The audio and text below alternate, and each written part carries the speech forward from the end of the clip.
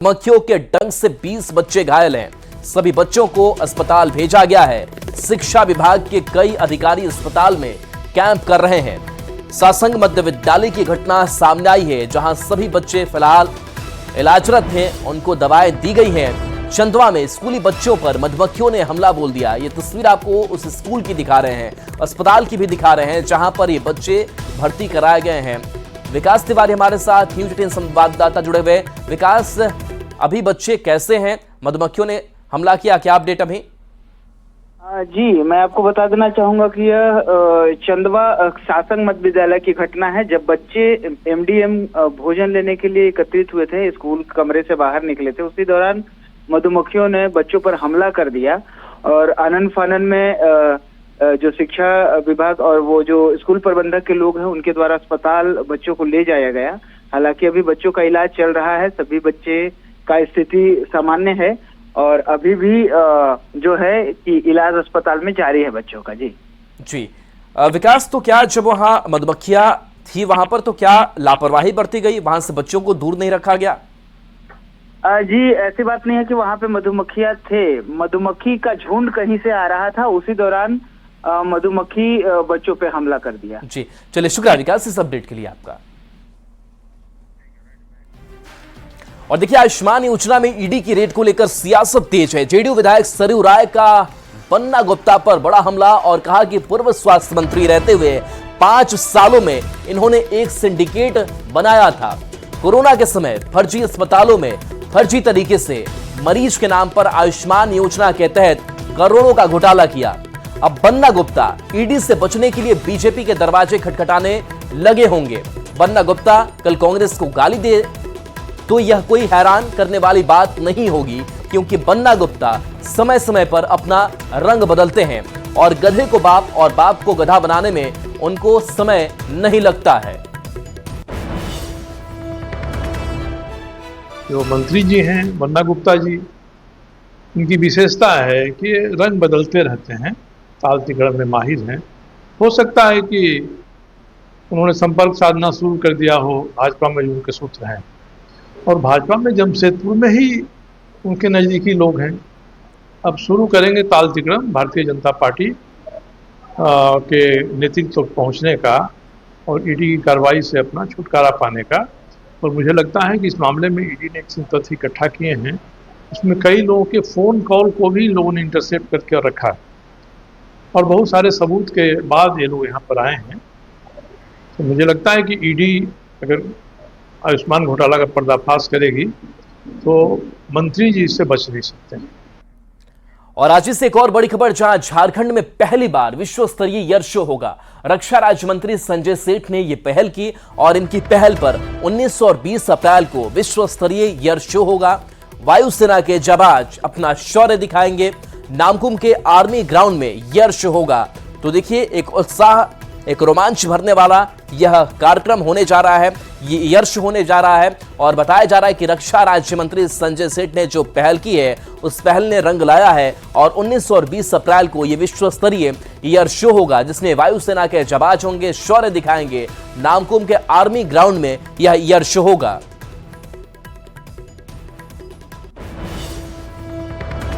भारतीय वायुसेना का कर्तव्य दिखाने वाला अद्भुत, अकल्पनीय, इतना अच्छा शो दुनिया भर में सूर्य किरण का शो होता है। तो पहली बार झारखंड बिहार इस इलाके में पहली बार, जब मैं बेंगलुरु में एयर शो में था 2 महीने पहले, तो मैंने देखा अद्भुत। तो मैंने एयर चीफ मार्शल से रिक्वेस्ट की और उसके बाद 19 और 20 शनिवार रविवार को 1 घंटे का सुबह 9:45 से 10:45 तक एयर शो होगा। अब एयर शो में आप करतब देखोगे। और एनकाउंटर में मारे गए अनुज कनौजिया से जुड़ी खबर है, जहां पुलिस को अनुज की डायरी मिली है। अनुज के साथ रहने वाले 15 अपराधी, 8 नेता हिटलिस्ट में आए हैं। पुलिस मामले की जांच कर रही है।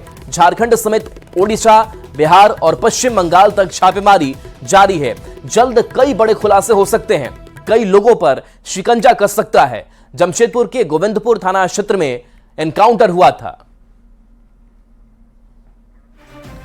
तो देखिए 15 अपराधी और कई जो नेता हैं वो भी अब हिट लिस्ट में आ गए हैं, क्योंकि जो डायरी मिली है और अनुज की जो डायरी में जो कुछ लिखा हुआ है उसने कई राज खोले हैं। अनुज के साथ रहने वाले 15 अपराधी, 8 नेता हिट लिस्ट में आ चुके हैं।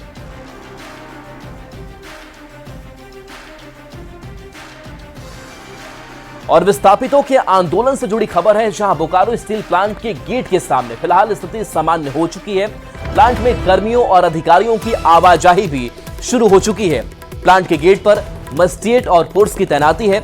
इस तरह के भीड़ लगाने की सख्त मनाही कर दी गई है। नियोजन की मांग को लेकर के विस्थापित आंदोलन कर रहे थे, लेकिन अब स्थिति सामान्य और प्लांट में कर्मियों का आना जाना शुरू हो चुका है। विधि व्यवस्था का संधारण किया जा रहा है। फोर्स डिप्लॉयड है यहाँ पर, 30-40 की संख्या में है फोर्स अभी। और हम लोग 10 बजे रात से मेरा ड्यूटी था मजिस्ट्रेट और 10 बजे दिन तक है। अरे ड्यूटी क्यों लगे, क्यों हटाव पड़ा? कल या परसों कल जो घटना थी उसके नियंत्रण करने के लिए लगाया गया है कि और किसी तरह का कोई आपत्तिजनक घटना ना घटे। आप लोग क्या दिशा निर्देश दिया गया है? हम लोग दिशा निर्देश है कि बहुत कोई करार नहीं, अभी धारा 163 लगा हुआ है, चिट्ठी मिली है। उसके आधार पर किसी भी प्रकार का भीड़ इकट्ठा नहीं करना है, शस्त्र लेकर चलना है और विधि व्यवस्था का अनुपालन करना है। अभी हम लोग उसको नॉर्मलाइज कर रहे हैं एक्चुअली, ताकि आम पब्लिक को, प्लांट में आने जाने वाले को किसी तरह का दिक्कत ना हो, उसको हम लोग नॉर्मलाइज कर रहे हैं। अभी देखे थे वो जो बैरिकेड था पूरा तोड़ के नीचे गिराया हुआ था, एक बैरिकेड हटाया लोहा वाला, उसको साइड किया है। बड़ा बांस है, पूरा ग्रुप आ रहा है। इस तरह पूरा ग्रुप को ला करके पूरा टाउनशिप को क्लियर करना। बहुत ज़्यादा क्षति हुई है, जिससे आप देख रहे हैं उस तरह का रेलिंग वुलिंग पूरा टूटा हुआ है। सबको नॉर्मलाइज करना, तो पुराने स्थिति में लाने में टाइम लगेगा, लेकिन हम लोग लगे हुए हैं। प्लांट में लोग सुचारू रूप से जाने लगे? हाँ, प्लांट में सुचारू रूप से जा रहे हैं। गोड्डा के सुंदर और गेरुआ नदी से बालू के अवैध उठाव पर एनजीटी कोलकाता ने बड़ा फैसला दिया है। एनजीटी ने मामले में 2 मेंबर की टीम का गठन किया है। इसमें झारखंड राज्य प्रदूषण नियंत्रण परिषद के सदस्य और डीसी शामिल हैं। टीम को 20 मई तक अपनी रिपोर्ट सौंपनी है। गोड्डा में 4 जगहों से अवैध बालू उत्खनन हो रहा है, जिसने विश्वास खानी घाट, नरोत्तमपुर घाट, कला डुमरिया और संग्रामपुर घाट पर बने पुल की हालत खराब हो गई है। इसकी जानकारी अधिकारियों को दी गई थी, लेकिन जब कोई कार्रवाई नहीं हुई तो एनजीटी में मामला दायर किया गया था।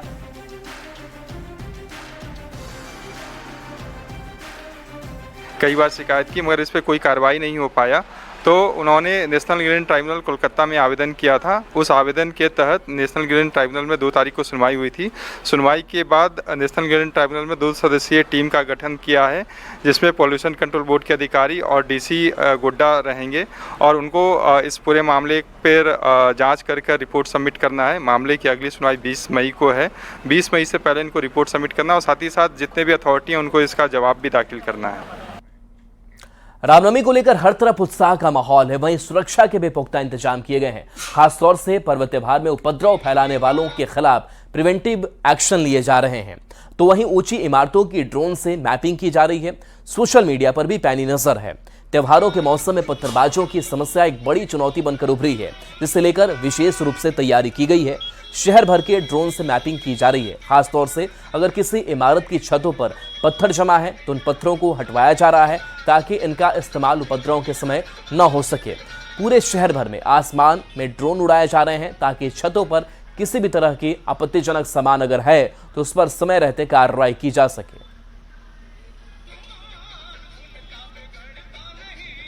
सर्विलांस करा रहे हैं जहां जहां भी रामनवमी का रूट है, ताकि हम लोग देख पाए कि कहीं कोई किसी तरह के ऐसे उपद्रव की आशंका नहीं हो। कोई पत्थरबाजी कई बार हो जाता है, कुछ हो जाता है, तो उसको लेकर कहीं कोई षड्यंत्र न किया जा रहा हो। इसके लिए हम लोग ड्रोन सर्विलांस आज आरंभ किए हैं और ये सर्विलांस रामनवमी तक चलता रहेगा। हाई बिल्डिंग्स पर फोर्स उस दिन तैनात रहेंगे क्या है? जहां भी संवेदनशील स्थल है वहां पर स्टैटिक बल प्रतिनिधित्व होगा, और इसके अलावा हमारी पेट्रोलिंग टीम रहेगी और किसी इमरजेंसी को एड्रेस करने के लिए हमारी QRT रहेगी।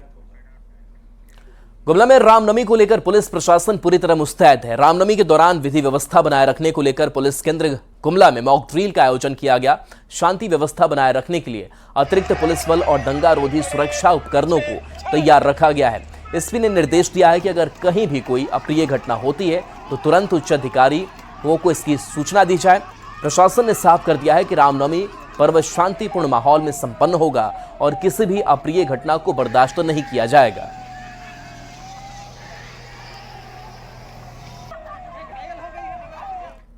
गिरिडीह के पुलिस लाइन में भी आज रामनवमी पर्व को लेकर जिला पुलिस प्रशासन की तरफ से तैयारी को लेकर मॉक ड्रिल किया गया। इस मॉक ड्रिल के दौरान आक्रोशित भीड़ से निपटने की तैयारी की गई। इतना ही नहीं, अचानक हिंसक भीड़ हमलावर हो जाती है तो उससे कैसे निपटना है, इन तमाम पहलुओं को लेकर मॉक ड्रिल किया गया।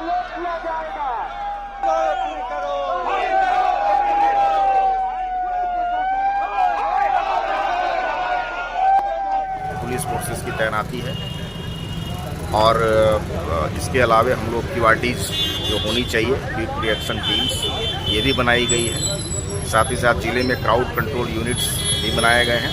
उनकी हम लोग कल मॉक ड्रिल सुबह में कराएंगे 9 बजे और उसके बाद उनकी तैनाती भी अनुमंडल के हिसाब से की जाएगी। बगोदर सरिया में भी की जाएगी, गोरी महुआ में भी की जाएगी, सदर अनुमंडल में भी की जाएगी और डुमरी अनुमंडल में। अब आपको सिमडेगा लेकर चलते हैं, जहां बोलबा प्रखंड के प्रसिद्ध धार्मिक शक्ति स्थल मां वन दुर्गा मंदिर में श्रद्धालुओं की भारी भीड़ देखने को मिल रही है। सुबह से ही भक्त मां की पूजा अर्चना के लिए पहुंच रहे हैं।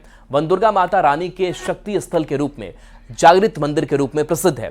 इस मंदिर में मां भगवती वन दुर्गा और देवी मंदिर के सामने भक्त शिरोमणि हनुमान विराजमान है।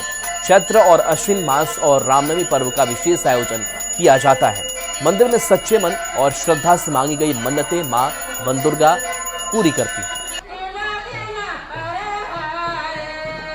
मां दुर्गा स्वयं से निकली हुई है। यह बहुत ही सिमडेगा जिला के आस्था का केंद्र है और मां वन दुर्गा का जो है हमारा शास्त्र में भी इसका जिक्र है। 87 में सिंपल मंदिर बनाया गया और यहाँ जो बाल बच्चा के लिए आते हैं, मनोकामना पूरा हो जाते हैं। और जैसे नौकरी वाला भी लोग आते हैं, उनका भी मनोकामना पूरा हो जाता है।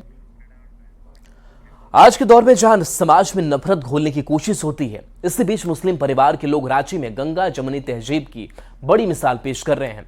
यह मुस्लिम परिवार पुष्ट दर पुष्ट रामनवमी का झंडा बना रहा है। रांची के हिंद पीढ़ी में रहने वाले मुस्लिम लोग कई पुश्तों से रामनवमी का झंडा तैयार कर रहे हैं। 3 फीट से लेकर 45 फीट और उससे भी बड़ा झंडा ऑर्डर पर बना रहे हैं। चैत्र नवमी और शोभा यात्रा को लेकर ये लोग लगातार महावीरी झंडा बनाने में जुटे हुए हैं। 70 से? हाँ, 1970 से चल रहा है काम। अच्छा, तो कैसा बिक्री है, किस तरह से? बिक्री हो जाता है, जितना बनता है बिक जाता है। क्या बताएं? हाँ, जितना बनता है बिक जाता है। तो हमारा दादाजी भी बनाते थे, पिताजी बना रहे थे, अब हम बना रहे हैं। मतलब मोटा मोटी समझिए 40 साल तो हमारा ही करते हुए। तो कैसा हो रहा है सेल? सेल ठीक है, ठीक है। दुकान ज़्यादा हो जाने से थोड़ा सा फर्क पड़ा है। हाँ, पहले इतना दुकान नहीं था। एक समय था कि लेन लगा के हम लोग झंडा बेचते थे। आज तो जगह जगह में झंडा की दुकान हो गया। यही सब है। हजारीबाग की रामनवमी विश्व विख्यात मानी जाती है। सड़कों पर 100 से भी अधिक झांकियों के साथ लाखों की संख्या में राम भक्त हथियार के साथ अपने कला का प्रदर्शन करते आते हैं। इसी हथियार के साथ हजारीबाग का बाजार भी सज गया है। अधिक जानकारी दे रहे हैं संवाददाता सुशांत सोनी। रामनवमी यूं ही नहीं विश्व विख्यात कहलाती है, क्योंकि यहाँ पर सड़कों में लाखों की संख्या में राम भक्त और सैकड़ों की संख्या में झांकियां होती है। बता दें कि इसी को लेकर जो है हजारीबाग में अस्त्र शस्त्र का जो बाजार है वो सज चुका है। आपको हम तस्वीर दिखाना चाहेंगे कि देखिए जो है हजारीबाग का झंडा चौक समीप है। यहाँ पर जो है आपको एक से एक हथियार दिख रहे होंगे। दरअसल इसी हथियार से जो लोग हैं उससे कला का प्रदर्शन करते नजर आते हैं। तो हम कह सकते हैं कि इसी को लेकर बाजार में इसकी जो है बिक्री भरपूर देखने को मिल रही है। हमारे साथ एक दुकानदार है, हम इनसे जानेंगे भैया कब से बेच रहे हैं हथियार को? हम लोग 30-35 साल से बेच रहे हैं। क्या क्या वैरायटी का इस बार आपके पास हथियार आया है? मेरे पास तो नया वैरायटी में कटाना वगैरह आया हुआ है और ये टांगी सेट है, बहुत तरह का वैसा बटन चाकू है, वही सब आया हुआ है अब नया में। कहाँ से ये सब जो आप हथियार लाते हैं, बिक्री कैसा देखने को मिलता है? हम लोग ये सब बिक्री का हथियार बंगाल से आता है, कुछ अमृतसर से आता है। खासकर कौन से हथियार का ज़्यादा डिमांड है इस बार? सबसे ज़्यादा डिमांड है इस बार कटाना का, कैसा है इसका। ये कहाँ से आता है? सब अमृतसर से। यानी बिक्री भी ठीक ठाक चल रहा है इस बार? ठीक ठाक है, बिक्री तो हो ही रहा है, लेकिन इस बार है ना सांसद विधायक लोग बांट दे रहे हैं, थोड़ा हम लोग का सेल डाउन हो गया। बता दें कि ऐसे दर्जनों दुकान है जो हथियार से सज चुका है। बता दें कि अस्त्र शस्त्र का जिस तरीके से लोग परिचालन करते हैं, तो कहीं ना कहीं हजारीबाग में रामनवमी की जो खूबसूरती है यही देखने को मिलती है। बता दें कि इसकी बिक्री भी भरपूर देखने को मिल रही है। तो बात करें, तलवार जो है अमृतसर से आता है, इसके अलावा जो है और भी कई जगह पर से लाठियां आती है। साथ ही साथ जो बाजार में इस बार कई प्रकार के जो है वो हथियार देखने को मिल रहे हैं। सुशांत सोनी, न्यूज 18, हजारीबाग। अब आपको कोडरमा लेकर चलते हैं, जहां झुमरी तलैया में इस बार एक अलग ही जोश और जज्बा देखने को मिल रहा है। यहाँ झांसी की रानी अखाड़ा समिति की 100 से भी अधिक बच्चियां, युवतियां और महिलाएं लाठी और तलवार चलाने का प्रशिक्षण दे रही हैं। बता दें कि झुमरी तलैया में रामनवमी को लेकर इस बार बेटियां और महिलाएं भी मैदान में उतरने वाली हैं। झांसी की रानी अखाड़ा समिति के द्वारा रामनवमी अखाड़ा महासमिति के मुख्य आयोजन में 6 साल की नन्ही बच्चियों से लेकर 50 साल तक की महिलाएं पारंपरिक हथियारों की कला में अपने हुनर का प्रदर्शन करने की तैयारी में जुटी है। समिति के द्वारा यहाँ पर हमारी बहन बेटियां आत्म सुरक्षा से लेकर राष्ट्र सुरक्षा के लिए और विशेषकर ये रामनवमी के शुभ अवसर पर रामनवमी के प्रदर्शन के लिए यहाँ पर प्रशिक्षण ले रही हैं। और यहाँ प्रशिक्षक भी अभी आने वाले हैं कलकत्ता से। तो ये प्रशिक्षण देने का हमारा मुख्य उद्देश्य है कि हमारी बहन बेटियां सशक्त हो, आत्म सुरक्षा के लिए भी अपना कुछ उनके पास हुनर हो। रामनवमी के शुभ अवसर पर हमारी बेटियां लोग को सशक्त बना करके, और जो कल तक के पुरुषों भाई लोग इसी सेवा में रहते थे, एक अपना कला दिखाते थे, आज सौभाग्य है कि कोडरमा जिला से लगभग सैकड़ों बेटियां नवमी के दिन में तलवार और लाठी अपना प्रतिभा दिखाते हुए मिलेगी। लाठी तलवार खेलने की कोई उम्र नहीं होती है, लेकिन बात रह गया अगर अपने ऊपर आ जाए तो अपनी सुरक्षा तो कर ही सकते हैं, लेकिन बच्चे की आप आ जाए तो एक माँ अपनी लक्ष्मीबाई का रूप लेकर के, दुर्गा का रूप लेकर के, कहा गया ना कि एक हाथ माँ के हाथों में भी एक हाथ में शस्त्र और एक हाथ में शास्त्र होता है। हमारे समाज में आए दिन कोई ना कोई घटना घटती है जिससे हमें तलवार और दंड प्रशिक्षण लेना आवश्यक है। यदि एक घर में एक महिला भी प्रशिक्षित होती है तो पूरे समाज को, पूरे देश को बचा सकती है। गुमला में भी चैत्री दुर्गा पूजा को लेकर भक्तिमय माहौल है। शहर के 2 स्थानों पर देवी मंडप में मां की पूजा अर्चना हो रही है। पट खुलते ही पंडालों